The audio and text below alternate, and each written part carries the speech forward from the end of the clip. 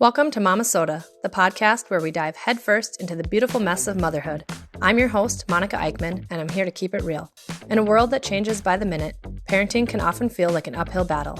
We all want what's best for our children, but what that best looks like varies for every one of us. Momma-Sota is your passport to the unfiltered, unapologetic world of mommy. No perfectly edited snapshots or unattainable ideals here. We're here to share the ups and downs, the triumphs and tantrums, the mess and the beauty of being a mom.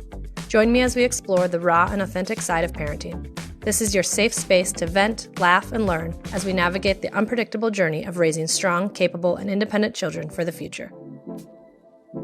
Hey mamas, welcome to today's episode of Momma-Sota. As always, you've got me, your host, Monica Eichmann. I'm a stay-at-home mom to 3 awesome children and ready to take on this parenting adventure together with you. Joining me today is special guest Beth Wise. She is going to be sharing with us what it is like to be becoming a mother while losing your own mother at the same time, navigating a moment of sheer joy through a moment of extreme pain. Welcome, Beth. Thank you for joining me today. Thank you. Before we jump into your journey to motherhood, tell us a little bit about you and your family now. I live with my husband, Ashley. We live in Plymouth, and we have 3 girls, Linnea, who is 5.5, Emmy, who is 3.5, and then Juno, who is she just turned 1 a couple months ago. And then we also have 2 dogs and a cat. All right. So now we'll go back to the beginning. Can you share with us your experience being at the end of pregnancy and becoming the caretaker for your mom? Yes. When I was 34 weeks pregnant with Linnea, my oldest, my mom was sick, and at first we didn't know why. She was in Arizona at the time as a snowbird, and we were here in Minnesota, and so a lot of it was I was just having to rely on what she was telling me, and her mother instinct came in where she was trying to protect me. But I remember she was in the ER and we were on the phone, and I finally said, "Mom, I feel like there's something you're not telling me." And she told me that they had found lesions throughout her body.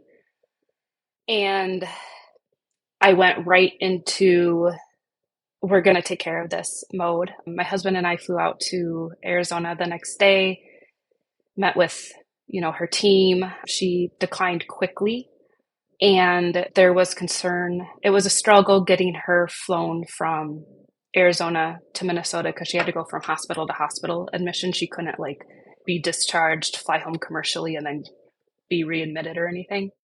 And I was going to say, did you say you flew or did you have to drive? Because I know that can be a challenge after so many weeks pregnant as well. We did fly. 36 weeks is the cutoff for when they don't want you to fly. And so I was 34. The flight home was where it got a little bit logistically challenging because it was an air ambulance. And so it's actually a private jet with EMTs. And I had to my OB had to, fax something saying that I was okay to fly. Luckily, my pregnancy was great. It was no complications. It was textbook. So I'm very lucky in that regard that there was no concern with that, other than I was very afraid of how my anxiety, once the diagnosis came, I was very afraid about how my anxiety would affect the pregnancy, or if it would. So then you have anxiety about having anxiety. So I called my OB. They were very reassuring, very helpful. I ended up having to miss one of my appointments, but they were very supportive and reassuring me that baby was in the safest place she possibly could be, and that this wasn't, as long as I, ate and took care of myself, it wouldn't affect the pregnancy. Sure. So you get everything, like you said, figured out between hospitals, flights, doctors, all of that. And you bring your mom back here to Minnesota. What's kind of like the next part in all of that, I guess? Once we came here to Minnesota, it was almost like starting over. They wanted to redo a lot of the tests. The Arizona team, I don't feel that they kind of did the quick answer approach. And so when we got to Minnesota, there was a lot of redoing the tests. There were some tweaks in the exact diagnoses, which changed the treatment plan. There was concerns about a potential complication that would have made chemo difficult. We knew that she was terminal. There was no question about that. It was just a matter of trying to buy her enough time to meet her first grandchild even. And the day she did her first round of chemo as an inpatient at the hospital, and the day that they started the first round, she almost died that day, actually. And so it was very, very touch and go.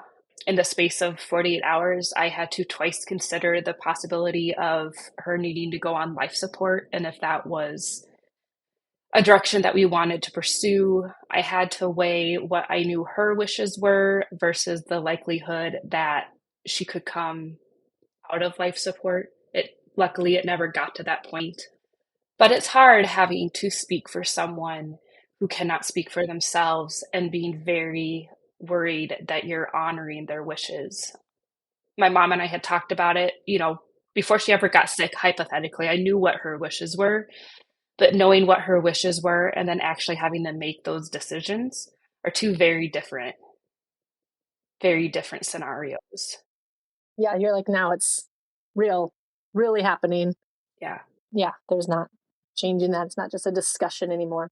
Yeah, it's, and it really boils down to you don't know what you will do in any given situation until you're in that situation, even if you talk about that situation. Sure. Yep. Like you said, it's all a hypothetical at that point. It is. And so she didn't have to go on life support. The chemo worked enough that she was eventually released out of the hospital. She had been in the hospital for a month, including the Arizona stay.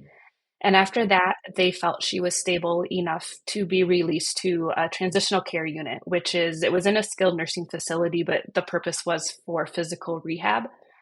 And so she went there, and it was while she was at the TCU that I gave birth to Linnea. My daughter, bless her soul, decided to be 9 days early. Okay. And the day that I went into labor was the first day that I did not see my mom since we got to Arizona. And that was very hard. That even though I was in labor, I was going through my own, my own transition, I felt guilt that I couldn't go see my mom.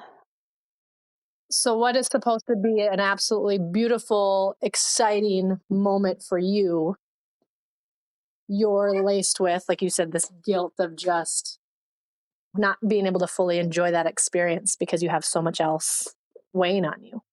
Yes, absolutely. And I had always thought my mom would be there. And when I was in labor and delivery, at least for part of it, when I first got pregnant, she may have actually had cancer, but we didn't know it at the time. Everything was fine when I got pregnant. And so you make all these plans and you do all these things, and none of that turned out how we had thought. And it was hard. And not to mention at that point, being in hospitals at that time was anxiety invoking for me because she was in North Memorial Hospital in Robbinsdale, and I gave birth at Maple Grove Hospital in Maple Grove. So it's two different hospitals, but they're run by the same medical system. And so there was just enough similarities that I kind of started to trigger, feelings of like I was in the hospital for a different reason, even though it was, to give birth. And that was hard. And labor, you eventually get to the point where you don't want to be on your phone and talking to anyone. So I couldn't even stay in communication with her. My husband did. He did a great job of that, but it was different. It was the first time in the entire journey that I was forced to put myself first. And I felt bad for that. And that's incredibly painstaking because, like you said, you shouldn't have to. Like, that's the time that it's, like you said, supposed to be all about you. And you're feeling bad for having to do that. Exactly. So I had the baby. Everything went fine. We were in the hospital, the standard 2 days. And when it came time to discharge, I actually had a midwife. The midwife came in and discharged me, and we were waiting for Linnea to be discharged. And during that time, my story came out to one of my postpartum nurses, and I was having this massive panic attack about having to leave the hospital. Not only as a new mom, you're going home with this fragile little baby that up until then you really didn't have to keep alive yourself because the nurses are so helpful or so helpful. But so my midwife actually came back in and talked to me, and I went on an antidepressant right away, even though they typically wait until your postpartum visit. So I felt really supported by my medical team in, ensuring that I had support, knowing what I was going into. So we got out of the hospital on a Saturday, and on Sunday, I went and brought my 3-day-old baby to the nursing home to meet my mom, to meet her Nana. Which, and again, you're already facing some of the scares of like, stay home with your baby, her immune system's weak, be careful here. And you're, like you said, again, that on the line of my grandma, myself, my baby, all of that. And the guilt, I'm sure, again. You don't know who to put first. You don't know what risks are realistic to take, or, the risk benefit analysis is skewed so much. Luckily, she was born in May, so we were out of this, and it was, before COVID, so we were out of the sick season, so that helped a little bit.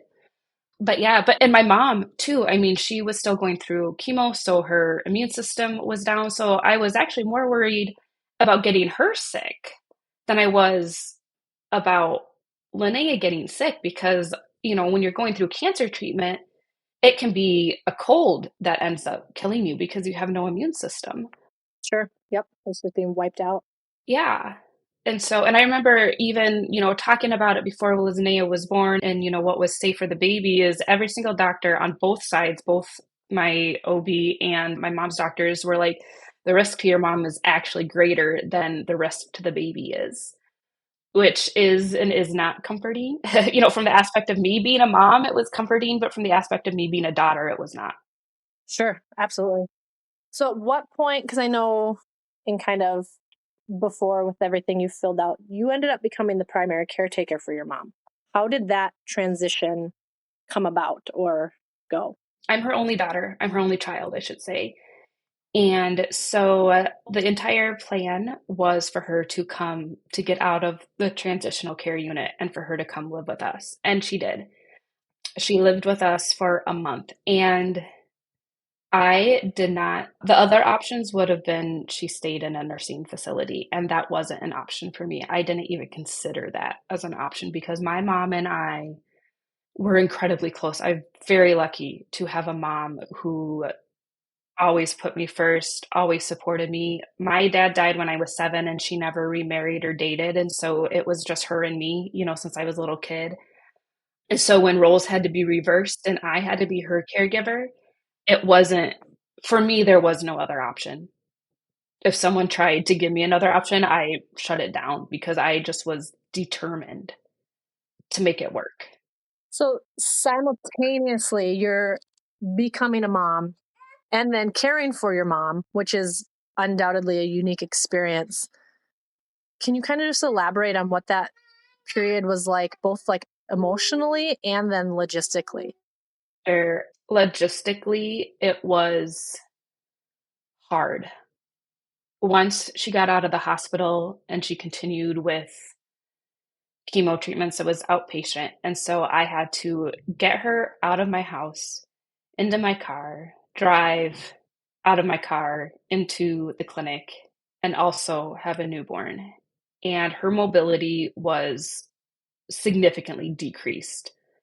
And what would normally take you 5 minutes to get out of the house we had to plan at least 45 to half hour just to give her time to get into the car.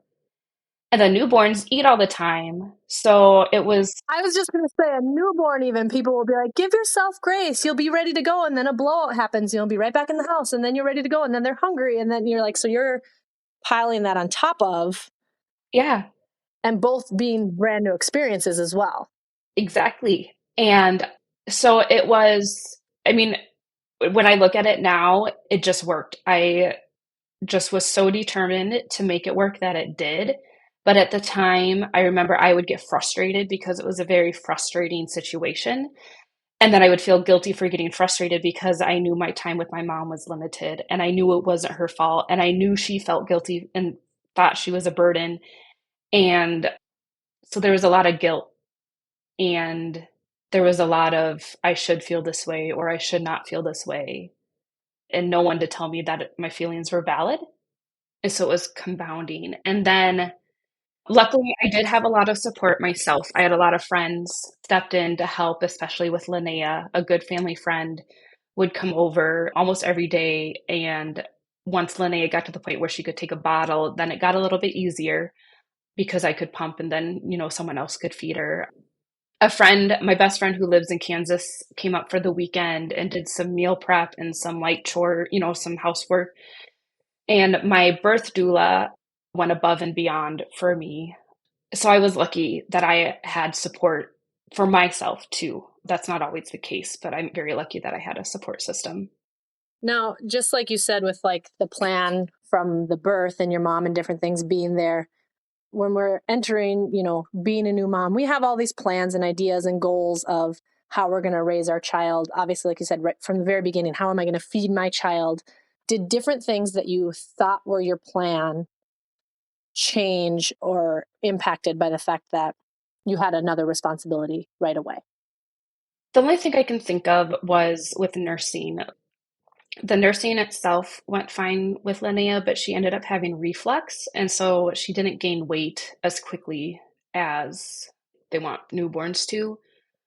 And so it was that. And then, they always tell new moms sleep when the baby sleeps, and that's a joke. But it was especially a joke for me because I couldn't even just always rest when the baby was resting because I wanted to be with my mom, but I also had to be with my mom.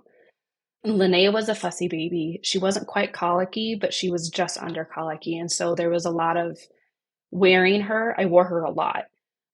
And, having to keep the constant movement with her. So thank goodness that she liked being worn with a baby carrier, because if she was one of those that didn't, that would have been even harder.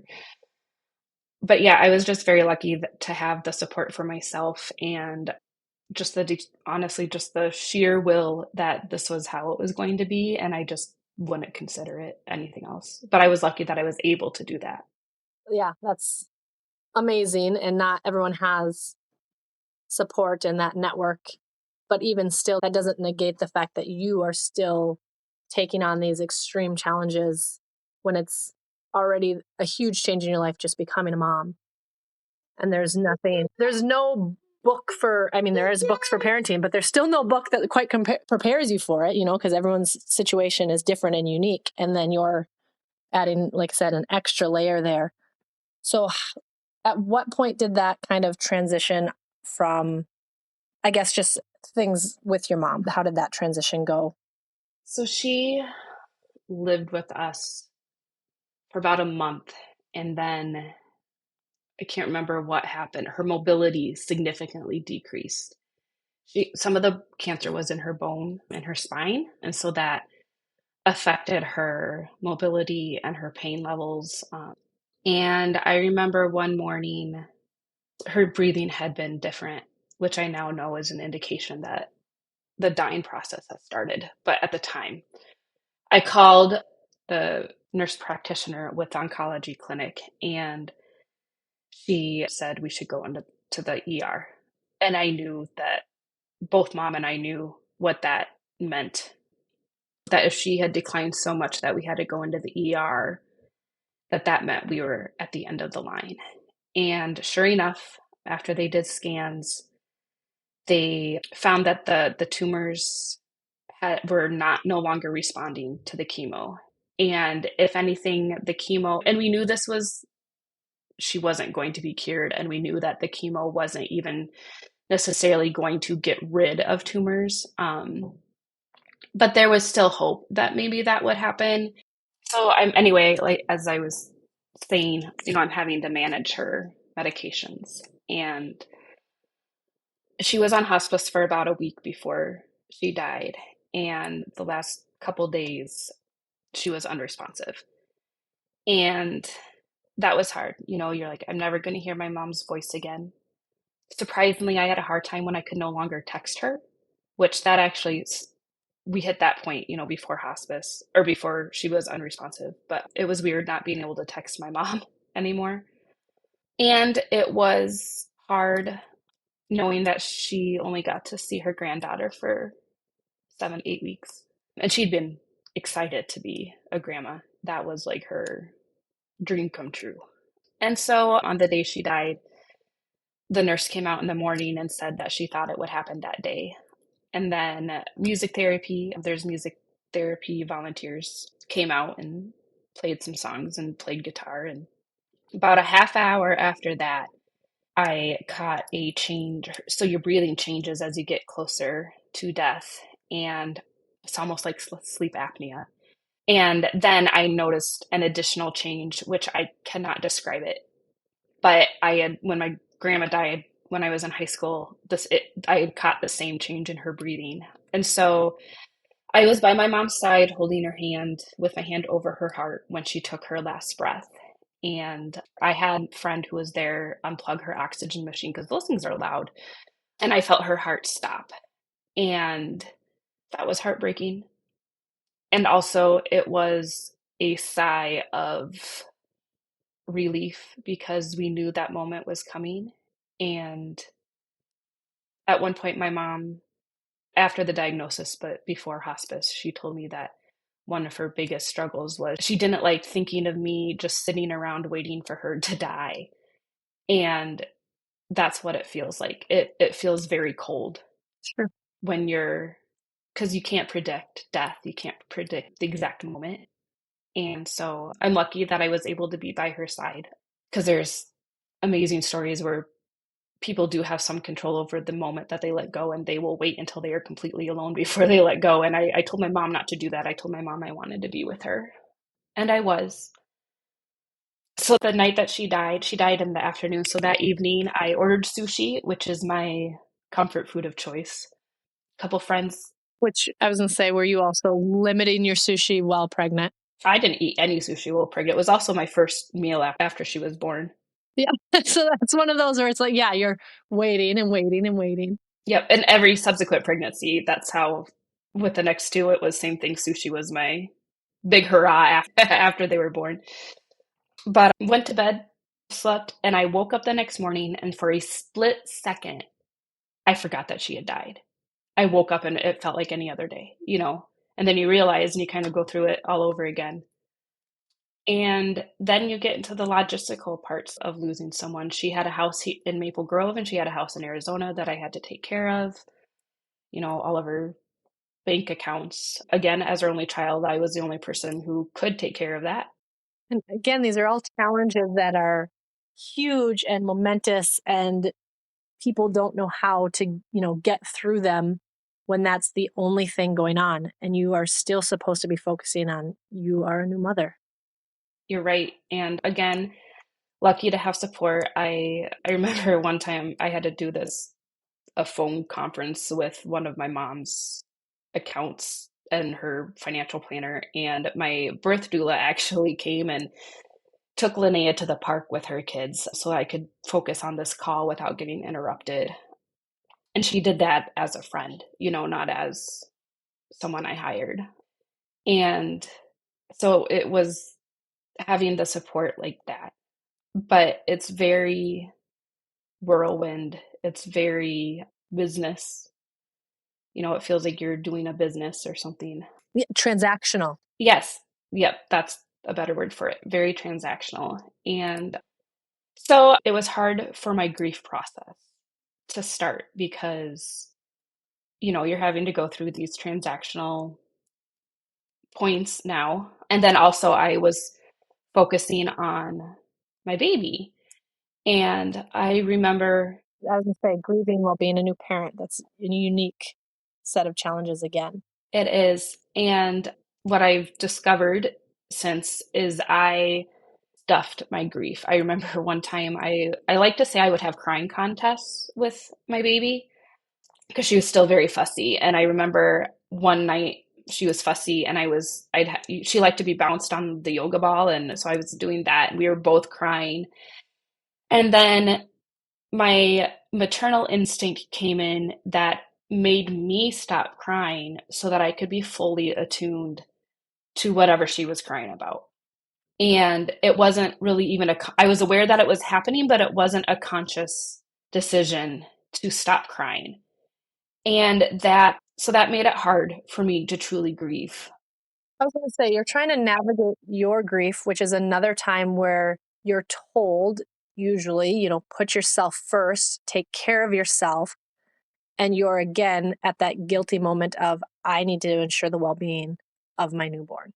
Yes, I became a stay-at-home mom after her birth. That had always been the plan. But, so eventually my husband had to go back to work, and not, people can't just be with me anymore 24 hours a day. And so there's this, I didn't like to be alone because I'd been so used to having people all around me for so long that it was weird. And at the same time, I liked it too because it was quiet. But I did end up not working through my grief. And I don't want to say like I should have, because I think in my situation, I don't think there was any other option. But it did complicate things with my grief journey, and things that I wasn't even aware of losing. As my daughter hit milestones, I would want to know when I hit the same milestone, and there's no one to ask to because now both of my parents are gone. And so that information is lost to me forever. And I still grieve that as each of my next two kids hit those same milestones. It again, like, oh, how old was I when I first walked? Or how old was I when I first. But yeah, all of those firsts, which will never end, even when they're not babies and little kids. Like there's still all of these firsts in life. Yes. And, so I grieve that knowledge about myself. And I was never even curious about that before I had kids. You're not aware to be curious about those things necessarily until you're seeing it from a parent's aspect. And another moment that is pivotal in my grief is my mom would always tell me that I would never know how much she loved me until if and when I became a parent myself. And I remember after she died, I was holding Linnea as she was asleep. And that was the moment it clicked that I knew what my mom was talking about. And I could not go back to my mom and say, I get it. Thank you. I love you. I couldn't acknowledge to her that I finally understood her love for me. And that was hard. It made me feel like I never fully appreciated my mom. And I probably didn't. But it's, you don't realize what you have until you don't have it anymore. And there have just been other moments as well.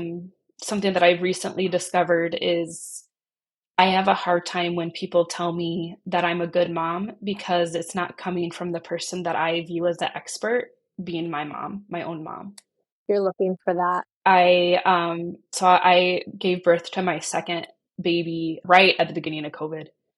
And my mom wasn't here to tell me that it would be okay. And so my husband, who is amazing and he's so supportive and he's been great. It wasn't the same when he would tell me everything would be okay. I wanted it to be for my mom because that's who reassured me all through my life that things would be okay. Yeah, she was there for you. Yeah. And so those are other moments in my grief journey. I was going to say, which had to probably, no, I was going to say, and it's one of those where you hear, time heals all wounds, but it's not going to go away. It's not going to change. You're going to continue to have, like you said, these moments that are momentous, and you would turn to your mother in this case, and she's not there for you to turn to. And yeah.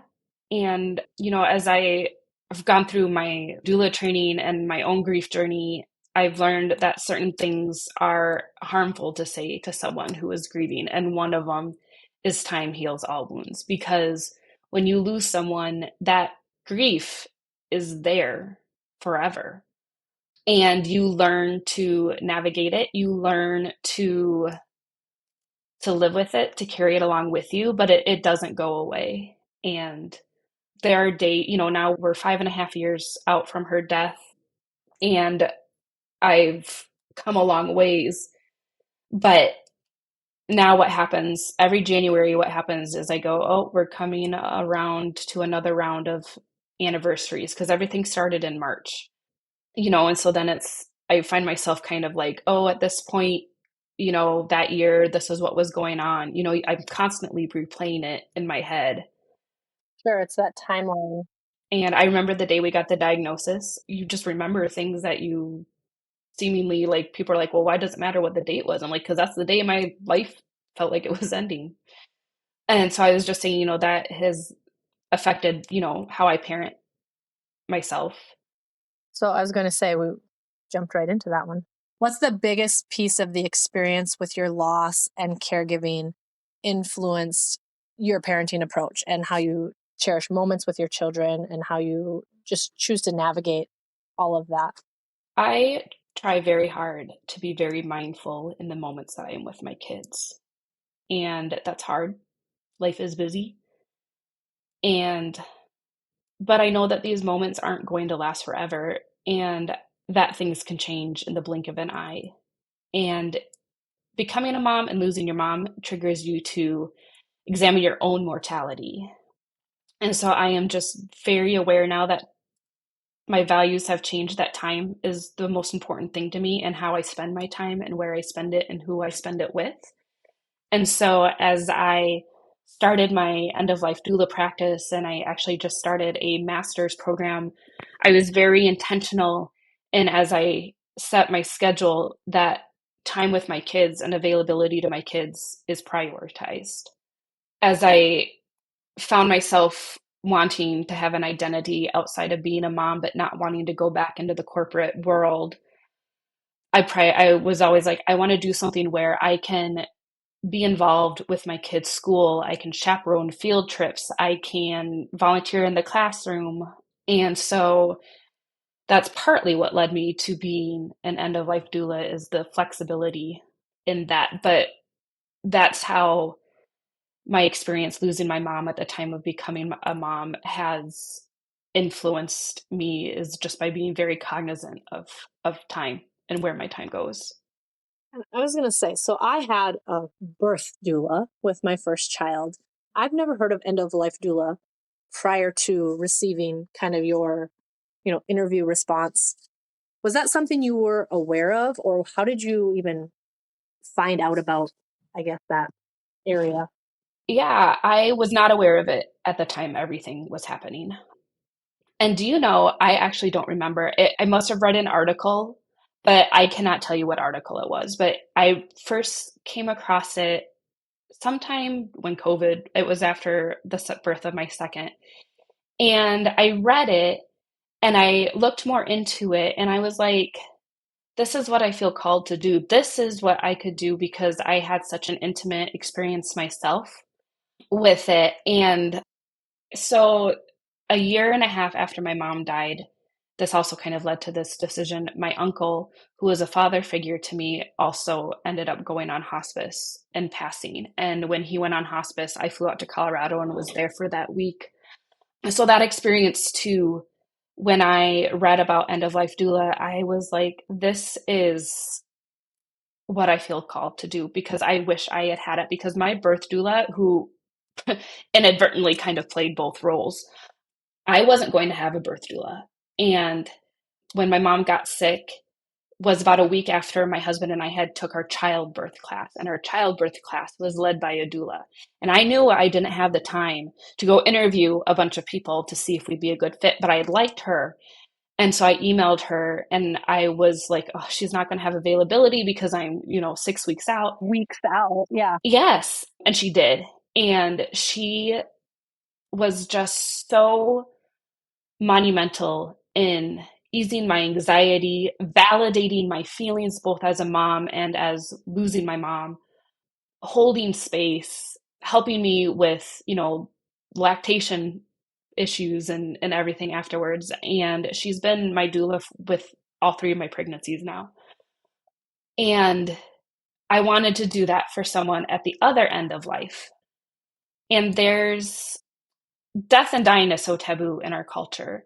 And I really feel that had that not been, I was afraid of death when my mom got sick. I was, it's going to happen because it's no secret, but you don't think about it. and you don't explore it, and you don't, and then you get told you have this terminal diagnosis, and the medical aspect of it takes over, and doctors are telling you this and they're telling you that, and you feel like you lose control, and you feel like decisions. I was going to say, my birth doula, I felt like was my advocate, my biggest advocate.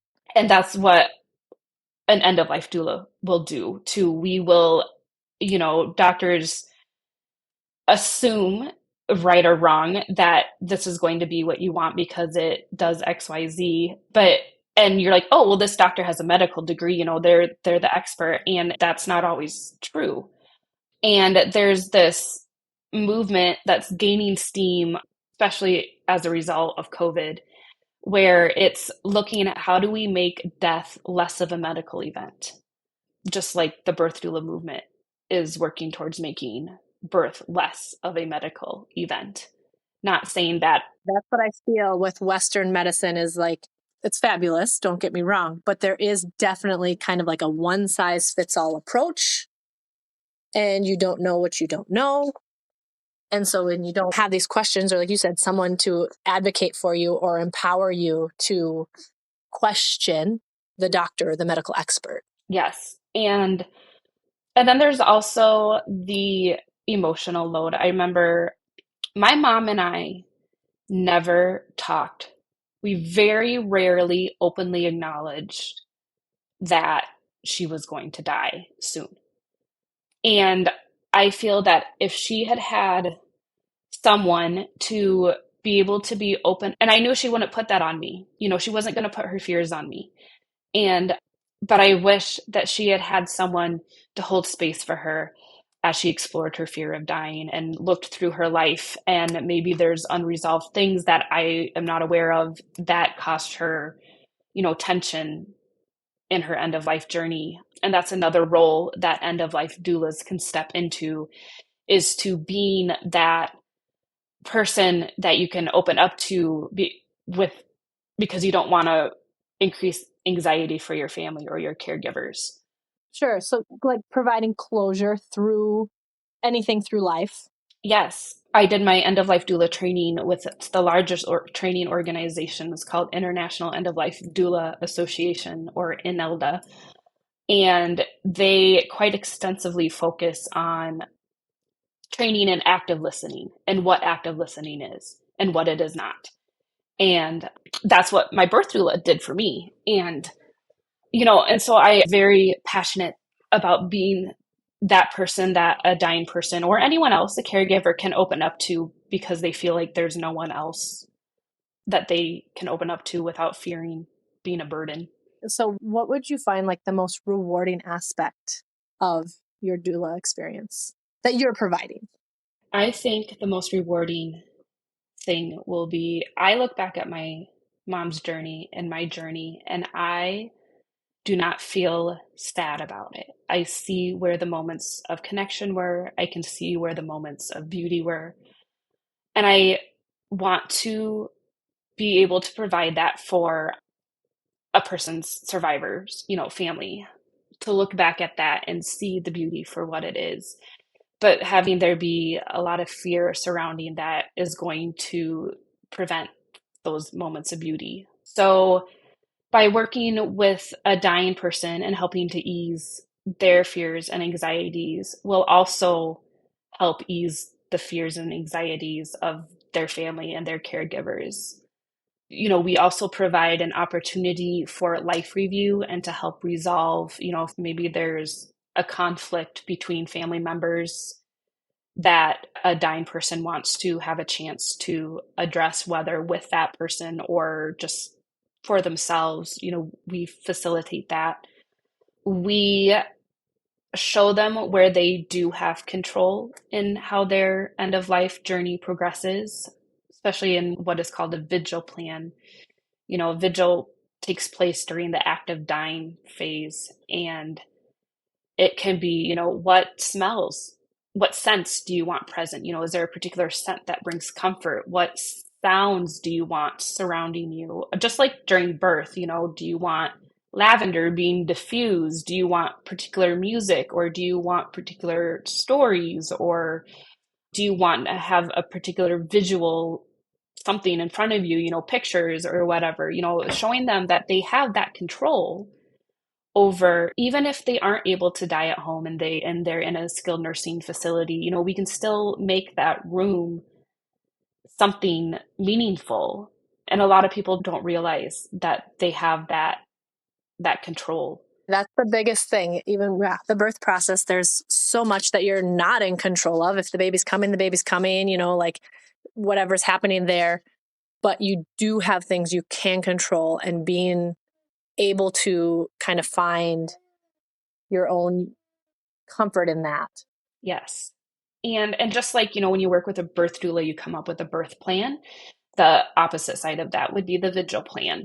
And so end of life doula training with Inelda anyway is modeled after training to become a birth doula. In fact, the founder went through birth doula training and then, modified it to apply to the end of life. So there are a lot of similarities, or not similar, parallels, I should say. But birth doula movement's been around since the 1960s, and end of life doulas, from what my research has shown me so far, is like 2003, which is still fairly recent. Yeah, I was gonna say that's 20 years. And even having said, like, having used a birth doula, I still had no idea this was even an option or a thing that was out there. Yeah, and I love it.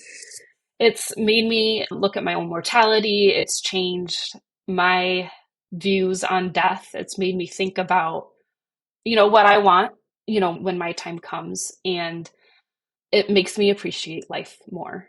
When you can remove that fear of death, it frees up space to enjoy things more. And it's not a linear journey. Some days I'm like, oh my gosh, I have cancer, but sometimes I'm like, I enjoy my life. Things are beautiful right now. I am at peace. So it's ever changing. But I think that's part of my passion with my practice too, is to bring death education into the community and bringing death out of the shadows to ease that fear. And say, Beth, share with us too, what is the name of your practice? How can people find you? The name of my practice is Compassionate Transitions. And that came about, it was originally supposed to be Gentle Transitions, but I couldn't get the domain because that's a nursing home somewhere. So I changed it to Compassionate. And transition is reflective of death as just another transition of life. It's not the finality of life. Our culture has been taught that, you go through transitions in life. You talk about labor as transitioning, you talk about transitioning to various stages of your life. But when you get to death, it's a hard stop. That's how we've been taught to look at it. And I don't think that's true. Whether or not you believe in any sort of afterlife, death is still a transition. And so that's where the transition comes for. And then even after a person's death, you help their loved ones transition into a life after them. I would say, everyone else is still here. Life doesn't end there. Correct. And so that's where the name comes from. My website it's kind of long because the name of my business is long, but it's www.compassionatetransitions.com. And same thing on Instagram. My handle is Compassionate Transitions. I do have a Facebook. I am not super active on there because I've never been a social media person, and now I'm having to get used to having a presence on there. So I'm focusing on Instagram right now. Yeah, I was gonna say, that's the way we advertise now. Yeah, it's, and Reels is the way to go. And I'm like, man, I can't do any of the trends. That doesn't seem like an appropriate, I'm not going to dance around while I'm talking about a sensitive topic. So it's been, I've had to get creative sometimes, and then I mentioned before, I actually just started getting a master's in thanatology. Thanatology is the scientific study of death, dying, and bereavement. And I just started on Monday, but it's fascinating. I'm learning so many things that I'm excited to bring into my practice, and also to bring in a credibility and a legitimacy to the end of life doula field, because it's not regulated. There is no, oversight there. Inelda and a couple other organizations are working to fill that. But, right now there's a lot of, like, people don't know what end of life doula is. And then you get to, well, how do you know someone is legitimately an end-of-life doula? Because couldn't anyone call themselves an end-of-life doula? Sure. Say, but you don't have the crediting and licensing. Yes. And so I'm trying to work into bringing credibility and trust and faith into the field by saying, I went through this doula training, I have personal experience, and now I'm going into further education. Other end-of-life doulas, a lot of them come from a nursing background, a hospice nursing background. So I feel like that's another avenue of bringing, faith into the field. I have no desire to go to nursing school at this point in my life. So I'm going a different route to get to that credibility factor, but I'm really excited about it. A little overwhelmed. It's been, I've been out of college for 20 years and now I'm having to learn how to read and write academically again, but it's exciting. And I was going to say, with the ages of your children, I would assume you have one in school and two at home with you, or are they in daycare? And we have a part-time nanny, which is the only way that either that or daycare would have been the only way I could do this, because I have my middle child is now in part-time preschool, but my 1-year-old is still home. I think your birth dates aligned very closely with my children, because I have a 2017, 2020 right before COVID, and a baby that just turned 1. So yeah, very close. Yep. When in April? Did you say April at the beginning of COVID? No, February. So just before. Okay. My middle was born April 6th. And actually at 37 weeks, I switched from a hospital to a birth center because I was so worried about hospitals and whether or not they would let partners in and everything. But that's a different story. No, yep. Mine was right before, with February, because when we visited my dad in the hospital in March, it was masks. So, but before we wrap up here, is there anything else about your journey, your practice, the message you hope to convey to our listeners? Anything else you want to share? The only thing I really want to share is, if anyone's going through a grief journey, whether or not it coincides with becoming a parent, is to grief is very isolating, and you often tell yourself these messages that you're the only one. And you know rationally that that's not true, but grief is not rational. And one of the most healing things for me was I found this nonprofit organization that centers around supporting motherless daughters. And in my work with them, I've come across a lot of other women who had lost their mom either during their pregnancy or right before or right after. And that was a connection for me. And building those connections are very helpful in your grief journey. Because of course, you can go through the same loss and your experience is going to be very different. But just having the knowledge that someone does get it at some level is very helpful. And so I encourage people to seek out those resources even if the loss occurred years ago and you haven't really processed it, it's never too late to find those connections and to begin that healing journey. So that's just one thing I'm passionate about. One of the great things of social media, I feel like, is there's all these communities that you don't have to be close in proximity, and you can still create these communities. So that's been super powerful resource. And especially, one of the positives after COVID is it, showed that a lot of things can be done virtually. And so, this organization I mentioned, it's called She Climbs Mountains. They hold monthly gatherings and they're over Zoom. And now we have participants in other states. Whereas before COVID, it was, they were in person, which I also missed that aspect, but there's a bigger reach now that organization is able to do. So it's just, there are resources out there and organizations out there. That's awesome. Well, Beth, thank you so much for joining me today on Momma-Sota. Thank you for sharing your experience with me and letting us in on such a personal time in your life. Of course, thank you to all of our listeners. Enjoy your day, guys. And until next time, keep doing your best. Thank you for joining me on this roller coaster of momming right here on Momma-Sota. I hope you enjoyed our candid conversation about all things parenting, where perfection is left at the door and real life takes center stage. Stay tuned for more heartfelt, unfiltered discussions in the next episode. And if you haven't already, don't forget to subscribe, rate, and review Momma-Sota on your favorite podcast platform. Your feedback means the world to us. Until next time, this is Monica Eichmann signing off. Keep rocking that mom life, and remember, you've got this.